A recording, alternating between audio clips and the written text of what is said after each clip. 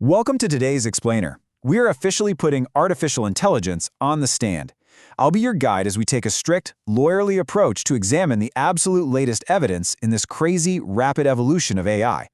Think of this as a structured investigation. We're going to weigh the undeniable, amazing utility of these tools against the very real and honestly often hidden societal risks they bring to the table. So let's look at the facts. Okay, let's dive into this docket for today. We'll be covering the new era of AI, the risks of AI intimacy, the threat of corporate capture, the case for positive AI, and finally, looking into who is actually regulating big tech. Section 1. The new era of AI and its real-time multimodal capabilities. The release of ChatGPT 4.0 represents a massive technological leap. What makes this version such a game-changer is its native ability to process audio, visual, and text completely in real time. The awkward delays? Gone. We are now left with a highly expressive, always available system. And this leap is generating some intense reactions. As The Guardian recently noted, it is becoming incredibly easy to forget you aren't speaking to a sentient being. We're already seeing this integrate into daily life. Take a recent viral video where a guy literally introduced his real-life dog to his AI companion using his phone camera. It's charming on the surface, sure, but it opens the door to a much larger and far riskier inquiry. That brings us to a critical question we really need to ask ourselves as the jury here. Who holds the chain of custody for all of this personal data? When a user points their camera at their home, their pets, or their loved ones, where does that information actually go? What exactly happens to the millions of intimate pictures and voice clips being fed into these massive models every single day? Now, what's really interesting about this evidence is the fine print of OpenAI's data privacy policies. There is a very clear divide based on your subscription tier. If you're on the free tier, your data can be used to train their models, well, unless you actively dig into the settings and opt out. Conversely, if you're on a paid or business tier, your data is explicitly restricted from training. It's a vital piece of evidence regarding how our daily, personal interactions are being monetized. Section 2. The risks of AI intimacy and digital companionship. As these models become more and more lifelike, their ability to act as stand-ins for actual human connection brings profound psychological impacts that we really must cross-examine. Take the dating app Bumble, for instance. The founder recently outlined a vision where the entire future of dating is mediated by AI. The idea is that an AI-powered persona acts as your personal dating concierge. It sifts through profiles, filters out inappropriate messages, and automatically sets up matches for you. Now, while filtering out abuse obviously has utility, completely delegating our romantic lives to an algorithm, that raises some serious questions about authenticity. And honestly, it goes way further than just setting up dates. Millions of people have already signed up for dedicated AI companions. These users are effectively replacing the friction of complicated, real-world human relationships with perfect, entirely customizable digital avatars. But here is a sociological risk. Actually, scratch that. It's more like a societal hazard. If you exclusively interact with a digital entity programmed to cater to your every single whim, you become vastly less equipped to deal with actual human beings who are, inherently flawed, complex, and sometimes disagreeable. We must also present a very tragic piece of evidence to the court today. Earlier this year, a Belgian man took his own life after a highly intensive 6-week text-based relationship with an AI chatbot. He had come to believe the AI would somehow save the world from climate change, ultimately leaving behind a widow and 2 children. This gravely illustrates just how incredibly fast and how intensely human minds can be manipulated by mere text on a screen. And that's without the incredibly persuasive voice and video features we are seeing roll out right now. Section 3.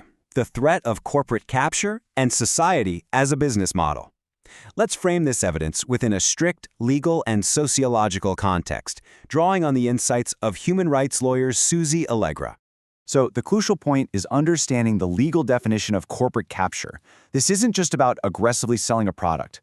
It's the calculated process of isolating individuals from their real-life social circles and making them emotionally, psychologically, and practically dependent on a business model. These AI companions run the exact risk of converting our fundamental human need for connection into corporate profit.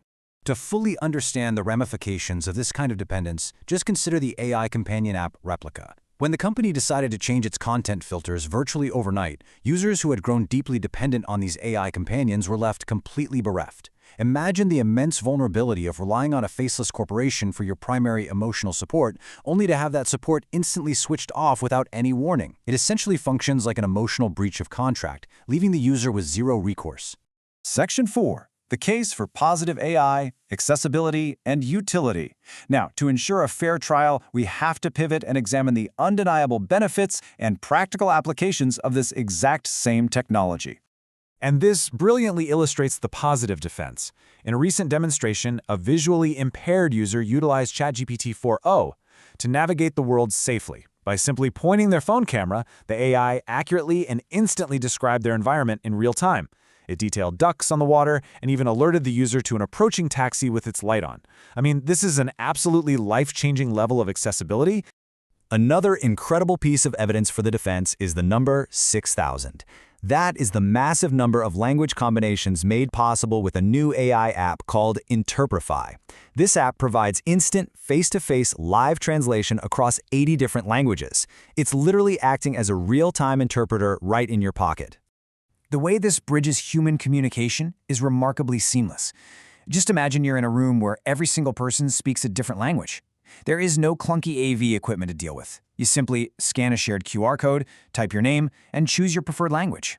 Suddenly, you can listen, read, and speak entirely in your native tongue, while everyone else hears you perfectly in theirs. The practical use cases here are just tremendous.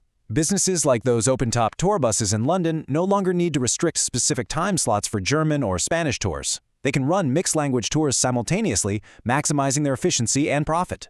Huge multinational corporations like Vodafone can conduct totally seamless internal meetings. Or, on a personal level, you could be traveling abroad and easily hire and communicate with a local plumber about complex technical issues. In these scenarios, AI is acting as a powerful tool to aid and expand human communication, rather than replacing it entirely. Section 5. Who is regulating big tech and the coming guardrails? We've weighed the risks and the rewards. This brings us to our closing arguments. Who is actually acting as the police for these massive corporations pushing the boundaries?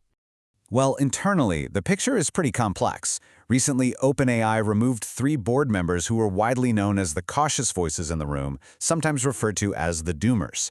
These individuals were strongly advocating for a safer, slower approach to rolling out AI technology, prioritizing rigorous testing over rapid release. With their ousting, some have moved on to competitors like Anthropic, a company which operates with different ethical safeguards. But it absolutely raises the alarm. If the cautious voices get pushed out, can corporations really be trusted to self-regulate? Let's move to and see how this builds. As human rights lawyer Susie Allegra notes, we cannot rely solely on internal corporate boards to guarantee our future. While the wheels of justice turn very slowly, effectively they will provide the guardrails. Just as regulators and the courts are finally catching up to the sprawling reach of social media, the legal system will eventually catch up to AI. But as we close today's explainer, I have to leave the final verdict to you, the jury. The capabilities of AI are expanding at warp speed, offering profound utility but also threatening deep corporate capture of our social lives. So what do you think? Will the notoriously slow wheels of justice and regulation catch up to big tech before the very fabric of our society is fundamentally altered? It's arguably the most important question of our time, and one we must all continue to examine. Thank you so much for joining me for this explainer, and remember, always keep questioning the evidence.